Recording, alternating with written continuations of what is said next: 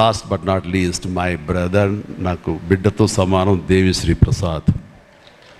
And Devi Sri Prasad తన energy అంటే ఇందాక చూశారు కదండి, లైవ్ షో చేసేసాడు ఇక్కడ. ఆ తర్వాత ఏం మాట్లాడాలో ఎవరికి ఏం తుయ్యినటువంటి పరిస్థితి, మొత్తం అంతా షో గ్రాప్ చేశాడు. బట్ నేను మళ్ళీ కమ్బ్యాక్ తర్వాత పొలిటికల్గా కొన్నాళ్ళు ఉండి 1915లో 150 సినిమా చేసిన దగ్గర నుంచి, అంతకుముందు తన సినిమాలతోనే ఎంబీబీఎస్ కానీ జిందాబాద్ కానీ అన్నీ అయిన తర్వాత మళ్ళీ తన వలన నా మ్యూజికల్ అనేది ఏర్పడేదేమో అనుకుంటున్నాను. అలాంటి గ్రేట్ మ్యూజిక్స్ నాకు ఇచ్చి మళ్ళీ నేను నిలబడడానికి దోహదపడ్డాడు మనోడు. ప్లీజ్ వద్దు అలా చేయదు ప్లీజ్, దోహదపడ్డాడు. మీరంతా సరస్వతి పుత్రులయ్యా, ప్లీజ్ బంగారం ప్లీజ్. అండ్ తను ఎనర్జీ డే బై డే పెరిగిపోతుంది, తన టాలెంట్ డే బై డే పెరిగిపోతుంది. ఇక నేషనల్ నుంచి మన రీజనల్ నుంచి నేషనల్ లెవెల్కి ఎలా ఎదిగిపోయాడో మనం చూసాము.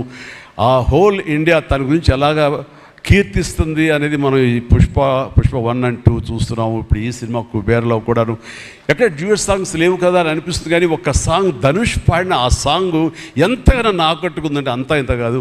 దానికి ఇద్దరు ఒకరొకరు కాంప్లిమెంట్ చేసుకుంటూ ఆ సాంగ్ అంత బాగా